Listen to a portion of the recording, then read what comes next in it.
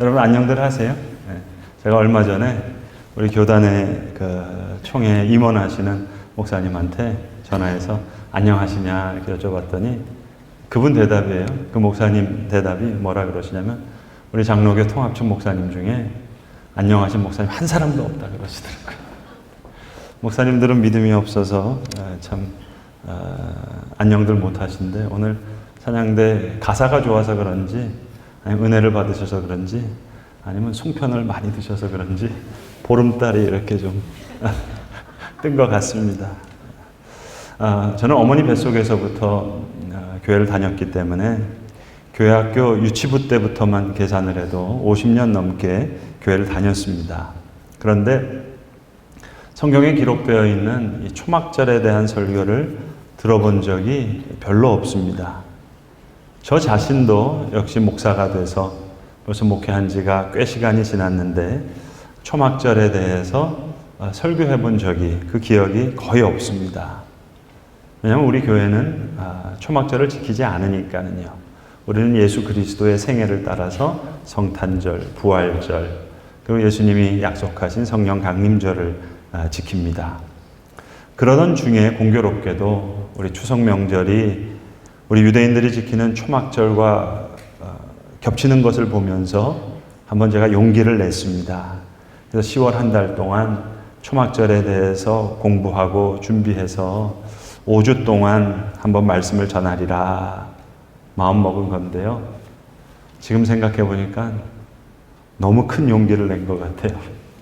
공부해도 잘 모르겠어요. 그렇지만 제가 준비한 내용 여러분과 나누려고 합니다. 오늘 본문은 사실 엄밀히 말하면 베드로가 초막이라는 말은 하지만 사실 초막절과는 직접적인 관계가 없는 그런 본문이라 하겠습니다. 우리의 가을 절기인 추석은 여러분 대략 추수, 그렇죠? 보름달, 그리고 조상들을 위한 성묘, 또 가족들 간의 화목, 대략 그런 의미일 겁니다. 그런데 성경에 나오는 이 가을 절기는 다가오는 세상에 관한 그런 절기들인 것 같아요. 나팔을 불면서 7월 1일 이제 새해를 맞이하는 나팔절도 사실은 왕이 오신다, 왕이여 오시옵소서 라는 그런 뜻이고 열흘 후에 있는 이제 대속죄일도 다가오는 세상을 기대하는 겁니다. 그리고 나서 이제 7월 15일 5일 후에 있는 일주일 동안 이제 초막절을 지키는 거거든요. 자기 집 다 놔두고 임시로 자기 집 앞에 초막을 만들고 거기서 일주일을 보내는 겁니다.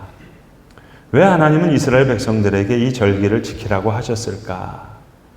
사실 우리는 들어보기만 했지 본 적도 없고 지켜본 적도 없는 절기잖아요.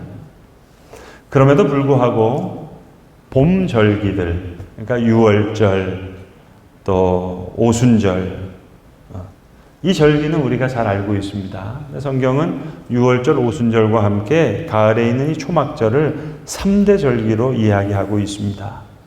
봄의 축제는 우리가 비교적 잘 알고 있습니다. 유월절, 애굽에서 구원해낸 그날, 그리고 홍해를 건너서 시내산 앞에 50일 후에 이르렀을 때에 시내산 하나님께서 모세를 통해 이제 이스라엘 백성들에게 계명을 주시고 그 계명을 지키는 땅과 백성이 되게 하시기 위해 계명을 주셨던 그 오순절. 주님은 약속하신 성령을 우리에게 보내셔서 이젠 그 말씀이 우리 가슴에 새겨지는 우리의 구원의 여정을 상징하는 절기들이 봄 절기들입니다. 근데 초막절은 뭘까요? 왜 지키라 하셨을까요? 초막은 여러분 집이 아닙니다. 나무가지로 얼기설기 지은 하늘이 뚫린 곳입니다. 하늘이 보여야 됩니다. 비가 오면 비가 새야 되고 햇빛이 내리쬐면 그늘 때문에 잠깐 열기는 식힐 수 있지만 그래도 햇빛이 들어와야 되는 그게 초막입니다. 중요한 것은 하늘을 향해 뚫려 있는 그런 초막입니다. 숫꽃이라고 하는 이 초막절의 이름은 출애굽기에 나오는 숫꽃이라는 지명에서 유래한 건데, 이제 광야에서 이 쑥하, 욥기 4장에 보시면 욥이 니느웨 성을 멀리 보면서 햇빛을 피하기 위해서 지은 초막 쑥하, 이스라엘 백성들이 이 쑥하를 다 버리고 이제 광야로 들어갈 때, 그러니까 그 숫꽃이라고 불렀어요. 그 다음부터 광야에서 구름 기둥과 불 기둥이 나타나서 저들을 인도하는 겁니다. 이 역사를 놓고 오늘 이 자리에서, 우리의 자리에서 하늘을 바라보는 그 초막이란 고난도 우리를 구원하시는 여정이었으므로 기쁨의 기억으로 기억되는 것이고, 그러한 하나님의 손길을 바라보면서 즐겁게 관주할 수 있는 하나님의 임재와 하나님의 통치를 기대하는 초막이 아닐까 생각합니다. 오늘 우리가 읽은 누가복음 본문에는 8일이 지났다 이렇게 기록되어 있는데, 마태복음과 마가복음에는 공이 엿새 후에 라고 기록되어 있습니다. 그러니까 안식일 시작점을 두고 계산하면 엿새 후도 되고 8일 후도 될 수 있는 그 지점이 어디냐? 가이사랴 빌립보에서 베드로가 주는 그리스도시요 살아계신 하나님의 아들입니다 고백했던 그날로부터 엿새 후에, 베드로의 고백이 있었던 그날, 예수님 말씀하셨잖아요. 여기 서 있는 사람 중에 너희들이 죽기 전에 인자가 그 왕권을 가지고 오는 것을 볼 자가 있으리라. 오늘 이 베드로와 세베대의 두 아들 야고보와 요한이 그 당첨자가 된 겁니다. 죽기 전에 인자가 왕권을 가지고 오는 것을 볼 자가 있느니라. 예수님께서 지금 높은 산에 올라가십니다. 성경은 거룩한 산이라고 했습니다. 세 명과 함께 이제 그 산으로 올라가시는 거예요. 마치 모세가 시내산에 올라갈 때 아론과 아론의 두 아들 나답과 아비후 세 사람을 데리고 산에 올라갔던 것처럼, 그리고 출애굽기 24장에 보시면 모세가 시내산에 올라가서 6일을 기다리거든요. 그러니까 마태복음도 엿새 후에, 마가복음도 엿새 후에 그렇게 기록합니다. 사실 예수님의 세 제자, 사실은 예수님과 다른 마음을 품고 있습니다. 가이사랴 빌립보에서 주는 그리스도시요 살아계신 하나님의 아들입니다 고백했지만, 베드로의 마음속엔 예수님이 이제 곧 유대나라의 왕이 되면 베드로는 영의정 되는 시간이에요. 동상이몽입니다. 예수님은 지금 예루살렘에 가셔서 십자가를 지셔야 되는데, 성경의 전후 문맥을 보면은 이제 헤롯 안티파스에 의해서 세례 요한이 죽었어요. 그러니까 갈릴리를 피해서 저 데가볼리, 피니키아, 가이사랴 빌립보 이쪽으로 제자를 데리고 가신 거예요. 이제 곧 순환의 얘기를 제자들에게 얘기하셔야 돼요. 예루살렘으로 가서 십자가를 지어야 되는 걸 알으셨어요. 그런데 베드로는 지금 풍운의 꿈을 품고 있습니다. 야고보와 요한도 촌수로 따지면 예수님 이종사촌이거든요.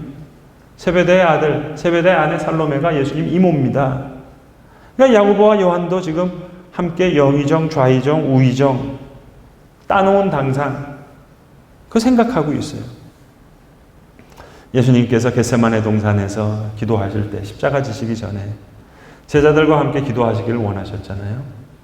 오늘도 높은 산에 올라가시면서 이 변화산상에서 함께 기도하기를 원하셨는데, 오늘 본문이 우리에게 기록되어져 있는 대로 제자들이 졸았습니다.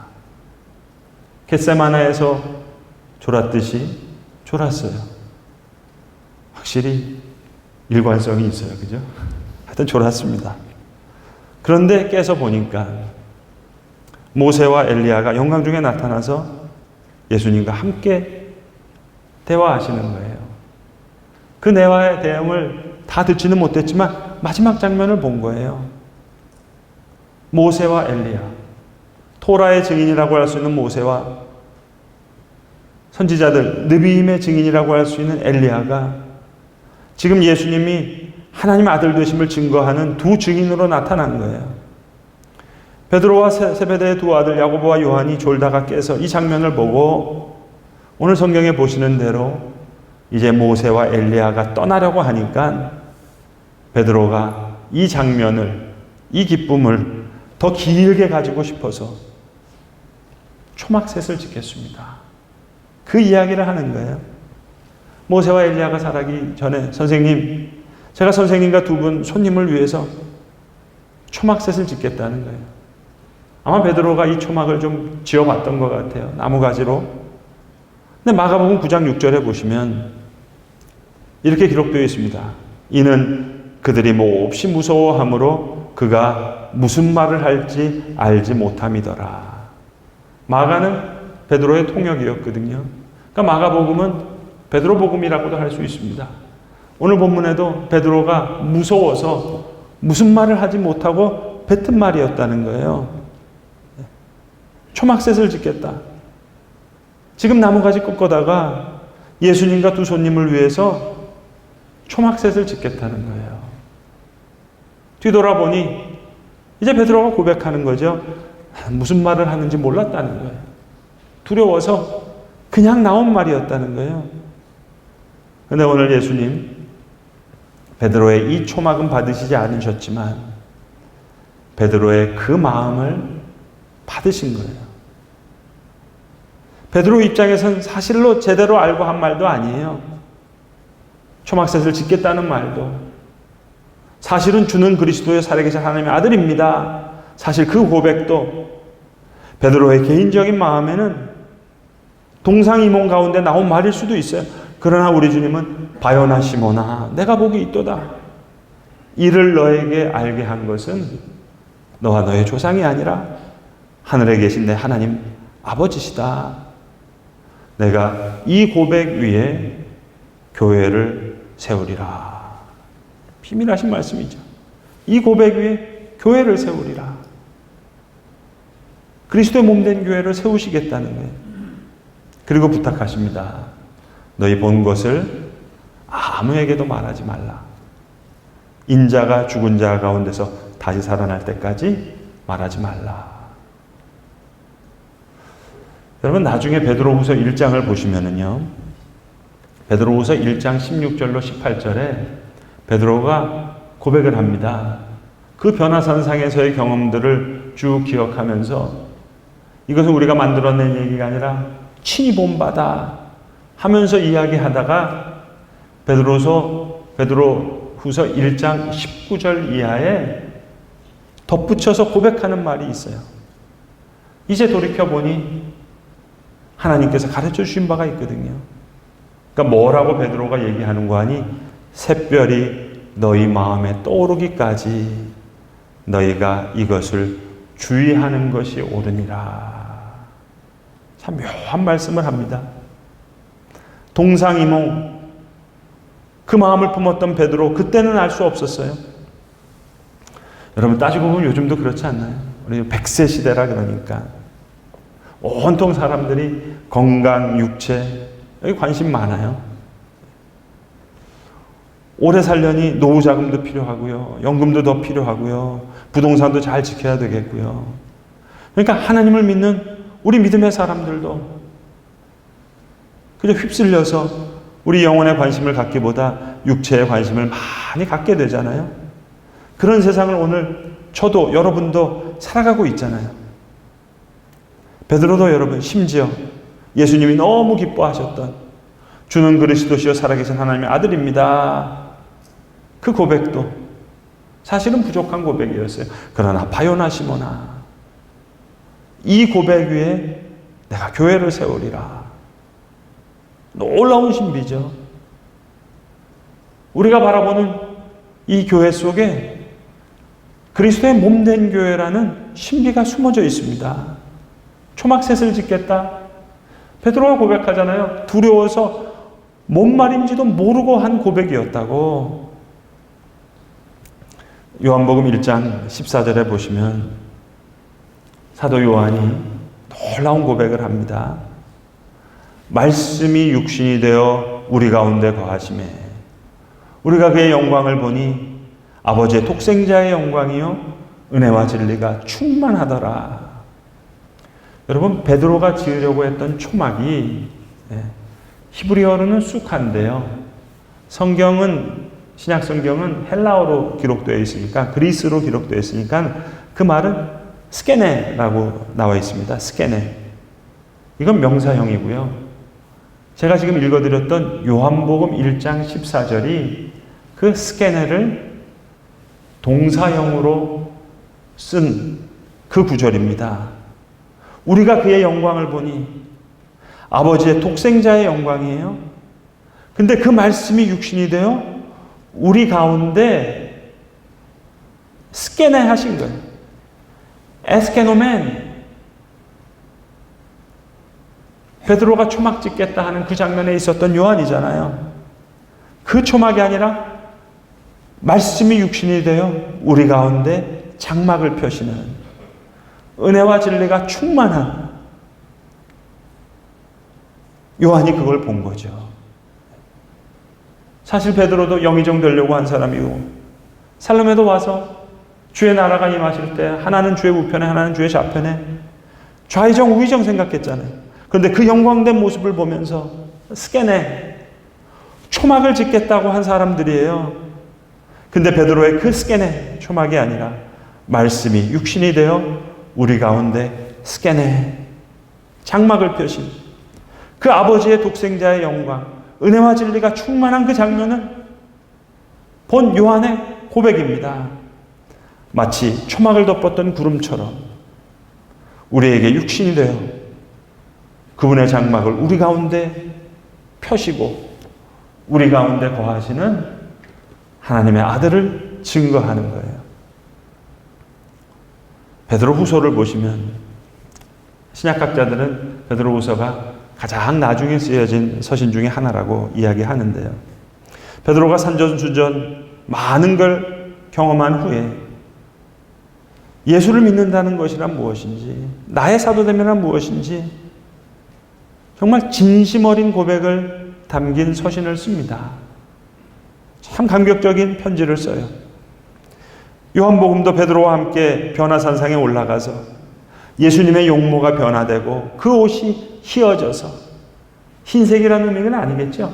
빛처럼 환하게 비춰지는 광채가 났던 그 모습을 직접 봤던 요한이 기록합니다.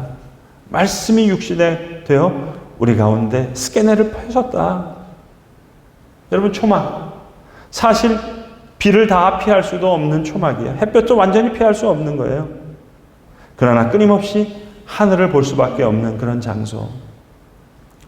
사랑하는 성도 여러분, 집은 하늘이 막혀 있는 장소입니다. 거기 들어가면 햇빛도 피하고 비도 피하고 숨을 수 있는 장소예요. 그러나 초막이란 얼기설기 지은 초막이에요. 간신히 잠깐 동안 강한 햇빛을 피한다고는 하지만 거기 열린 틈을 통해서 하늘을 봐야 되고 하나님의 말씀을 들어야 되는 장소예요. 왜 하나님이 이스라엘 백성들에게 초막절을 지키라고 하셨을까? 왜 그렇게 초막을 강조하셨을까? 초막이 갖고 있는 영적 의미는 뭘까? 비록 교회가 초막절을 지키지는 않지만 의미적으로는 생각해 볼 수 있잖아요. 여러분, 우리가 이 땅에서 만들고 짓고 살아가는 모든 것, 그것이 집이든 우리의 신념이든 교회이든 신학이든 교리든, 그건 따지고 보면 초막과 같이 잠정적인 거예요. 그러나 하늘을 향해 열려있는, 그래서 끊임없이 하나님의 지도를 받아야 하고 인도를 받아야 하는, 베드로가 최선을 다해 만들려고 한 것도 초막이에요. 하나는 예수님을 위해서, 하나는 모세를 위해서, 하나는 엘리야를 위해서 짓겠다고 하는 거예요. 그러나 예수님은 그 초막을 받지 않으시고 베드로의 마음을 받으시는 거예요. 그리고 베드로에게 하나님의 은혜의 역사의 모든 비밀을 가르쳐 주신 거예요. 그러니까 어떤 면에서 초막이라고 하는 것, 우리가 만든 모든 것이라고 할 수 있겠어요. 그러나 그 무엇도 우리의 완벽한 집이 될 수 없습니다. 신학도, 교리도, 나의 신앙까지도, 우리의 교회까지도. 그러나 베드로의 그 고백을 받으시고 베드로로 하여금 예수님을 더 알게 하도록 하신 거예요. 그런 면에서 보면 초막의 핵심은 우리로 하여금 더 하나님을 알고 의지하고 우리 예수님 더 알고 의지하게 만드는 것. 초막을 지을 때마다 한 발자국 더 하나님 품으로, 하나님 가르침 안으로, 하나님의 인도하심으로 들어가겠습니다. 그런 고백 아니겠습니까? 우린 비록 초막절 지키지 않지만 그런 의미를 품고 믿음의 여정을 걸어가야 될 줄로 믿습니다.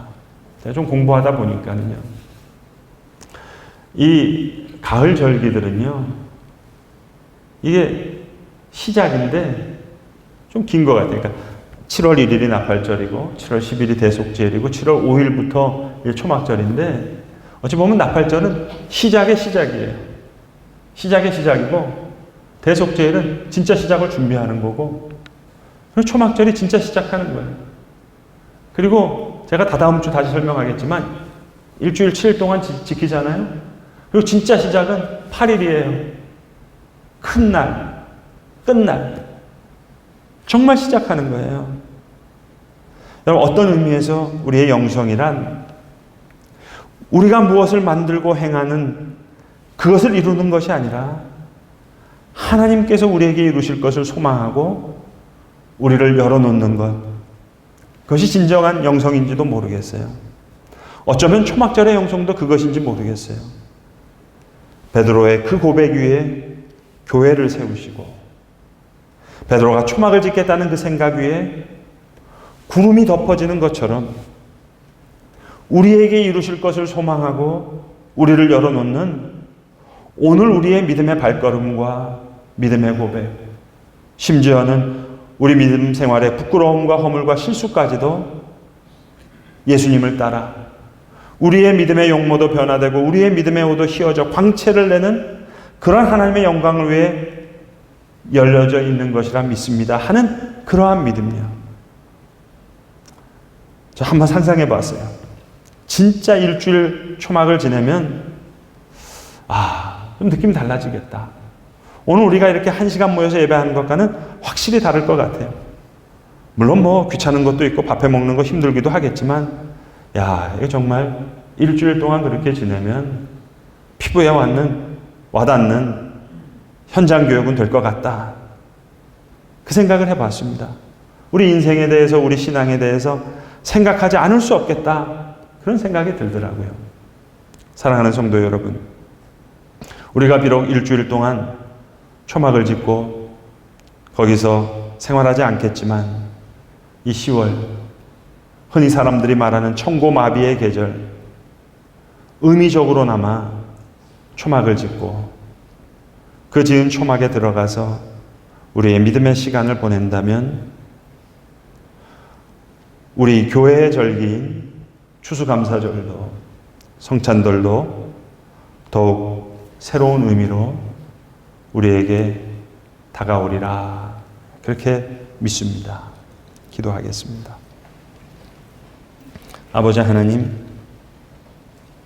그리스도의 생애를 기념하는 우리 교회가 초막절을 지키지는 않습니다만 주님 주신 말씀을 따라 의미적으로나마 초막을 짓고 그 초막에 들어가는 믿음의 시간을 우리가 보낼 수 있도록 은혜 베풀어 주시옵소서. 그래야 할 때 우리의 신앙도 교회의 절기도 더욱 새로운 의미로 다가오리라 주님 믿어집니다.